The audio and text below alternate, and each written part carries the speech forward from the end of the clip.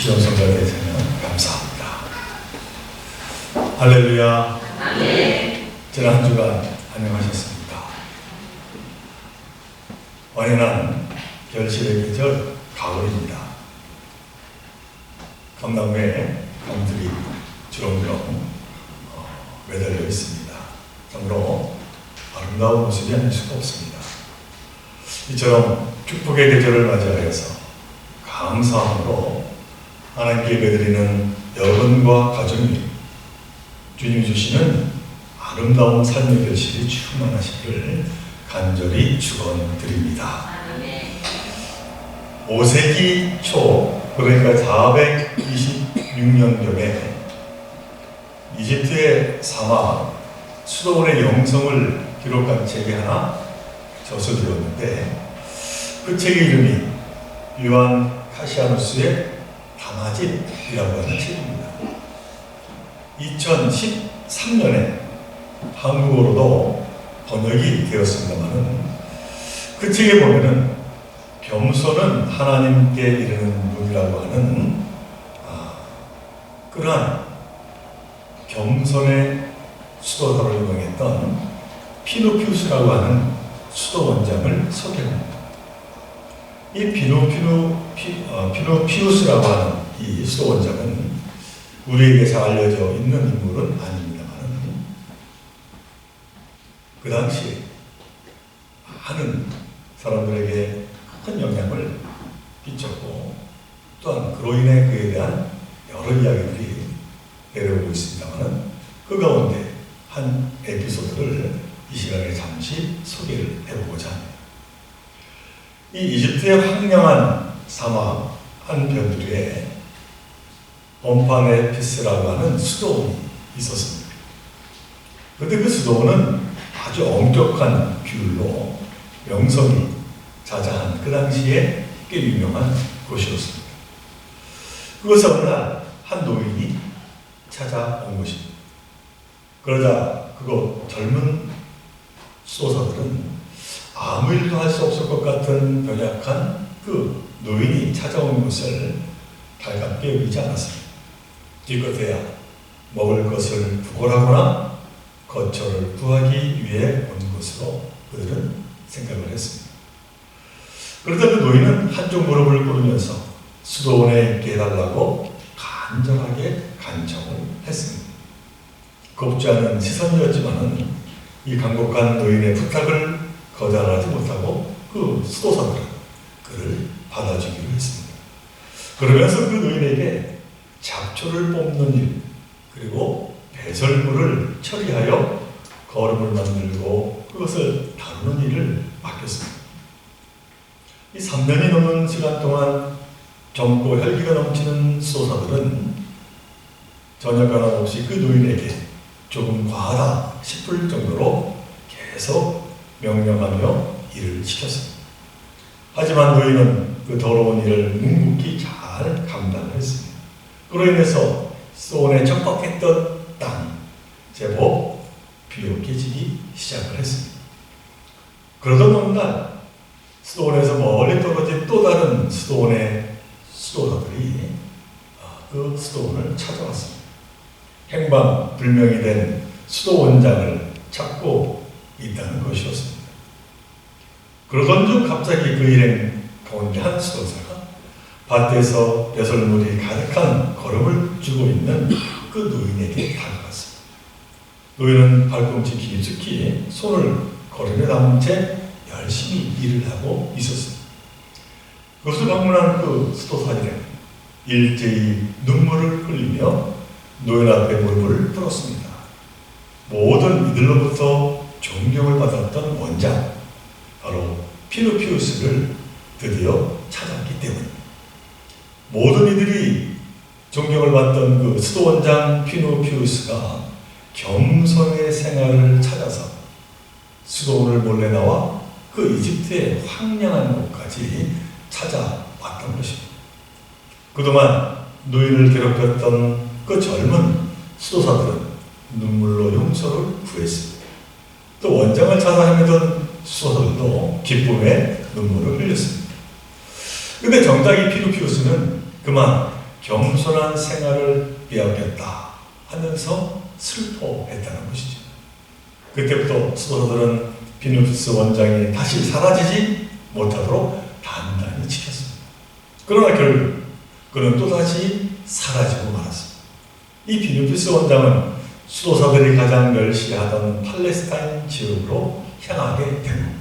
그리고 그는 그곳 한 수도원에서 다시 입문하여서 수도사의 생활을 새롭게 시작하며 살아갔습니다.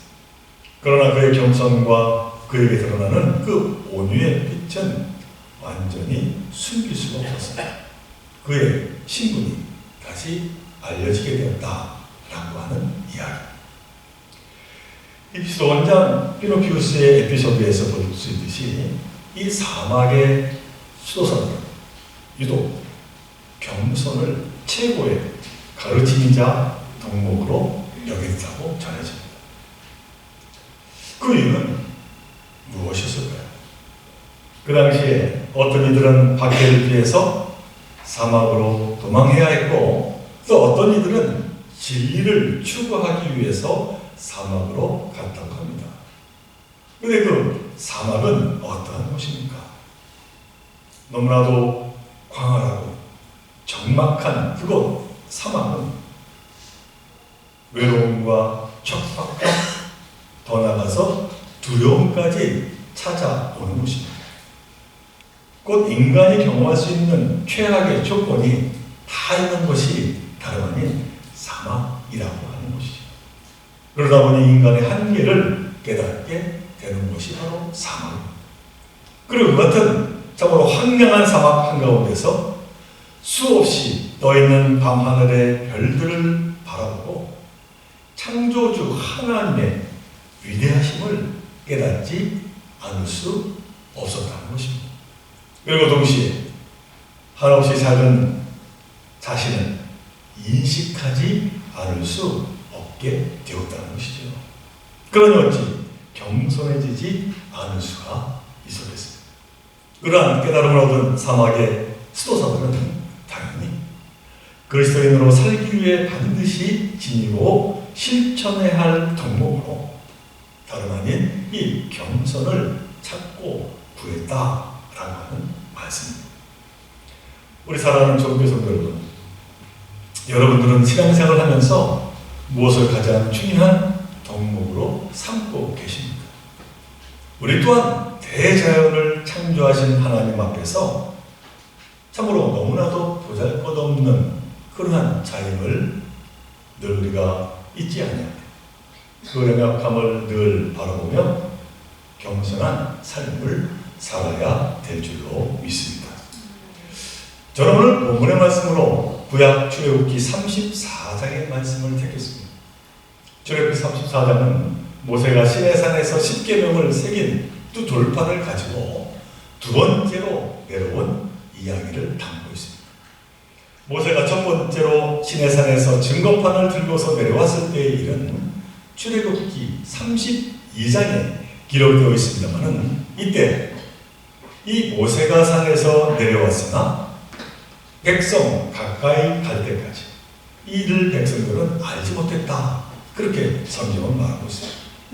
그래서는 백성들은 금 송아지를 만들어서 그 주변을 돌며 신나게 춤을 추고 있었다고 기록합니다. 그래서 이 모습을 본 모세는 분개하여서 손에 들고 있던 돌판 두 개를 산 아래로 던지고 깨뜨려 버리고 맙니다. 우상을 섬겼기 때문에 하나님도 이같은 죄를 지은 백성들을 도저히 용서할 수 없어서 그들을 진멸하겠다라고 하는 그 준엄한 심판을 모세를 통해서 전하게 됩니다. 그러자 모세는 백성들을 바라보며 슬퍼하면서 하나님께 백성들의 그 잘못을 이제 용서해 주실 것을 구합니다. 출애굽기 32장 32절의 말씀, 그러나 이제 그들의 죄를 사하시옵소서. 그렇지 아니하시오면 원하건대 주께서 기록하신 책에서 내 이름을 지워버려 주옵소서. 그러니까 이 모세는 생명의 책에서 자신의 이름을 지워달라고까지 하면서 필사적으로 백성들의 죄를 용서해 주실 것을 구했다라고 하는 것이죠. 그러자 하나님께서는 백성들을 용서하시고 모세에게 깨뜨려버린 처음 돌판이 아니라 새 돌판에 말씀을 새겨 주겠다고 그 모세를 다시 부르십니다. 이렇게 해서 모세는 산에 다시 올라가게 되었고 하나님의 말씀인 십계명을 이제 두 돌판에 새롭게 받아 내려오게 된 것입니다. 자, 그렇다면 이 모세가 첫 번째로 산에서 내려올 때 전혀 주목하지 않았던 백성들이 이렇게 두 번째로 산에서 내려왔을 때 과연 어떠한 반응을 보였을까요? 당연히 첫 번째와는 다르게 백성 모두는 모세를 기다렸고 내려오는 그 모습을 바라보았습니다. 그 이유는 너무나도 분명했습니다. 본문에도 나와 있습니다마는 죄로 말미암아 심판받을 수밖에 없는 자신들을 이 모세가 모면케 해 주었기 때문입니다. 그런데 그와 더불어서 또 다른 하나의 이유가 있었습니다. 그것은 바로 이 모세의 얼굴이 빛나고 있었기 때문입니다. 그러니 누구인들 바라보지 않을 수가 없었다라고 하는 것이죠. 그러나 정작 이 모세는 자신의 얼굴이 환하게 빛이 나고 있는 것을 몰랐습니다. 그래서 모세는 늘 그랬듯이 아론과 백성들을 불렀지만은 그들은 모세 가까이에 가기를 두려워했습니다. 그러자 모세는 재차 부르게 되었고 그들이 모세 앞에 서게 되었습니다. 그리고 나서 이 모세는 이제 급히 자기의 얼굴을 수건으로 가리게 되었음을 오늘 성경은 말씀합니다.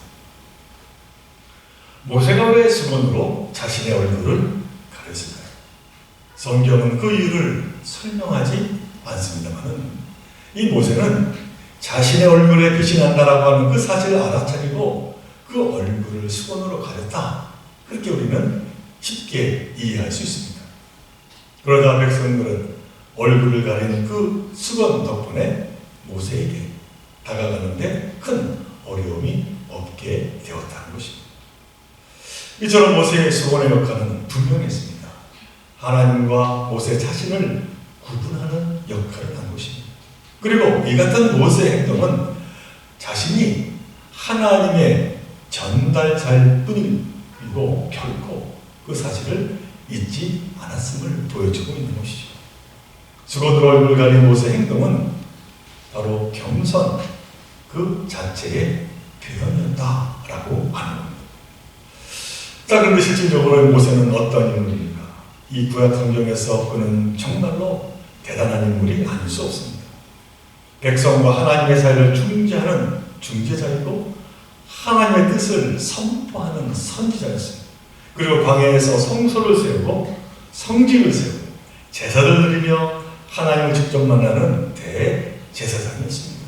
또 왕과 같이 군대를 지휘하고 법을 제정하고 백성을 재판하는 지도자 중에 지도자가 바로 이 모세였다라고 하는 것이죠. 그런데 이러한 대단한 모세를 민수기 12장은 한 문장으로 그에 대해서 설명합니다. 3절의 말씀. 이 사람 모세는 온유함이 지면의 모든 사람보다 더하더라 하는 말씀. 이 3절의 말씀을 쉬운 세 번역으로 다시 한번 읽어드립니다. 모세로 말하자면 땅 위에 사는 모든 사람 가운데서 가장 겸손한 사람이라. 이처럼 온유, 곧 겸손은 이 모세라고 하는 한 인간의 삶을 요약한 단어. 그런데 여기서 이 온유함 또는 겸손함이라고 번역한 이 히브리어 단어를 찾아보니까 아나도 이렇게 되어 있습니다. 그리고 이 단어의 원뜻을 또한 찾아보니까 낮아짐이라고 하는 뜻을 가지고 있습니다. 그러니까 모세는 하나님 앞에서 항상 낮은 자로 자신의 본분을 잊지 아니한 자였다라고 하는 것이죠. 모세는 진정 하나님 앞에서 늘 낮은 자로 하나님께 영광을 올려드린 자였습니다. 그것도 이 아나브라고 하는 단어는 또 다른 하나의 의미가 있는데 고통당하는 이라고 하는 뜻도 가지고 있었음을 보게 됩니다. 그러니까 이 모세는 한평생을 고통 가운데 산 자였다라고 하는 것이죠. 그러다 보니 그는 고통이 무엇인지 너무나도 잘 알고 있었고, 특별히 광야에서 이스라엘 백성들과 함께 고통을 겪으면서 자연스럽게 그들과 동화되어 그들을 살피게 되었다라고 하는 것입니다. 이처럼 온유 곧 겸손이란 함께 어려움을 감내하는 것, 어려운 자들과 함께 길을 가는 것, 함께 아픈 짐을 짊어지는 삶을 뜻한다라고 하는 것이죠. 그러한 겸손한 삶을 모세는 한평생 살아냈음을 성경은 말하고 있는 거예요. 바로 이전 모세가 진정 위대한 자였음을 우리가 깨달아 알게 되는 것이죠. 사랑하는 종교동 여러분, 제가 말씀을 전할 때마다 여러분들에게 종종 던지는 질문이 있습니다만 그것은 다름이 아니라 그리스도인이란 어떠한 삶을 살아야 하는가 라고 하는 그런 질문을 제가 가끔 던졌습니다. 그리고 사실 이 질문은 저에게 던지는 질문이기도 합니다. 그리고 이 질문은 사실 부담스러운 질문이 아닐 수가 없습니다. 왜냐?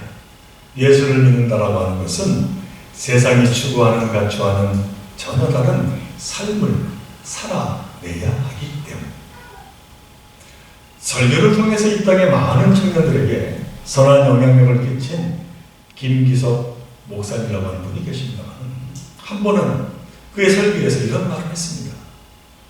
한국 교회에 가장 부족한 것이 있다면 그것은 바로 성찬이라고 생각합니다. 라는 말씀입니다.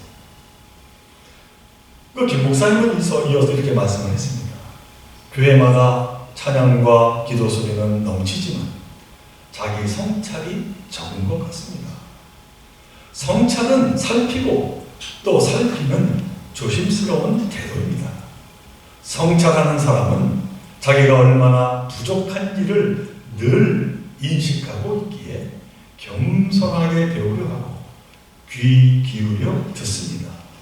그래서 이 성찰하는 사람은 뻔뻔할 수도 없고 지나치게 자신만만할 수도 없습니다. 그러나 이 땅의 종교 지도자들을 자처하는 분들을 보면 대놓고 종교적인 권위를 내세우는 일이 참으로 많습니다. 그러나 진정한 권위는 겸손과 온유와 섬김에서 슬며시 배어 나오는 것이지 주장한다고 생기는 것이 아닙니다. 하는 말씀을 했습니다. 한마디로 그리스도인이란 늘 자기 자신을 돌아보는 자다. 이렇게 말하고 있는 것이죠. 그러다 보면 자연스럽게 자신의 부족함을 알고 겸손하지 않을 수 없게 된다는 겁니다. 너무나도 소중한 교훈의 말씀이 아닐 수가 없습니다. 사도 바울은 고린도후서 3장 3절에서 그리스도인을 그리스도의 편지라고 말했습니다. 너희는 우리로 말미암아 나타난 그리스도의 편지니 이는 먹으로 쓴 것이 아니요 오직 살아계신 하나님의 영으로 쓴 것이며 하는 말씀. 그러니까 그리스도인이란 그 마음에 하나님의 말씀을 새긴 사람이라는 것이죠. 그러니 당연히 그리스도를 닮은 그 향기가 드러나야 한다는 것입니다. 그래서 사도 바울은 고린도후서 2장 15절에서 또 이렇게 권면합니다. 우리는 구원받는 자들에게나 망하는 자에게나 하나님 앞에서 그리스도의 향기니라. 사랑하는 종교성 여러분, 우리는 그리스도의 편지요 그리스도의 향기를 드러내는 자들임을 늘 기억해야 될 줄로 믿습니다. 자, 사실 우리가 그리스도의 편지요 향기로 거기에 걸맞는 삶을 산다는 것이 제가 좀 전에 말씀드렸습니다만 이 얼마나 부담스러운 말씀입니다. 하고 싶은 것 하지 못하고 늘 남의 시선을 의식하고 절제하며 자제하며 살아가야만 할 것 같기 때문입니다. 그런데 그게 그렇지만은 않다는 것이죠. 이에 대해서 예수님 우리에게 이렇게 말씀합니다. 요한복음 8장 31절로 32절의 말씀. 너희가 내 말에 거하면 참으로 내 제자가 되고 진리를 알지니 진리가 너희를 자유롭게 하리라. 새 번역으로 제가 다시 한번 봉독해 드립니다. 너희가 내 말 안에 머무르면 참으로 나의 제자가 된다. 그러면 너희가 진리를 깨닫게 될 것이다. 그리고 진리가 너희를 자유롭게 할 것이다. 이는 무슨 말씀입니까? 우리 모두가 예수 그리스도의 은혜를 잊지 않으며 그 말씀 가운데 거하게 되면 이 세상의 모든 굴레로부터 자유로워지는 삶을 살아갈 수 있다라고 하는 것이죠. 그 옛날 모세가 바로 이 같은 하나님의 은혜를 잊지 않았음을 보게 됩니다.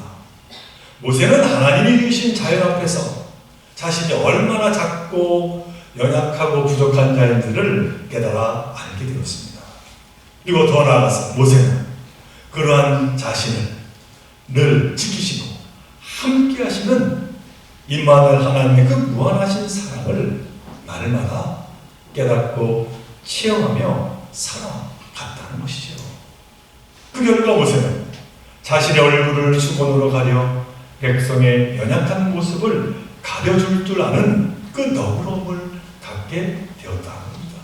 그 겸손함을 갖게 되었다는 것이죠. 백성의 어려움을 살피고 아픈 짐을 함께 지는 그 온유함을 갖게 되었다는 겁니다. 바로 그와 같은 온유와 겸손함만이 자신을 생명의 길로 이끌게 됨을 이 모세는 그의 마음속에 새기며 그와 같은 삶을 살아왔다라고 하는 것이죠. 그 삶 속에 그는 참 자유함을 맛보게 되었다는 겁니다.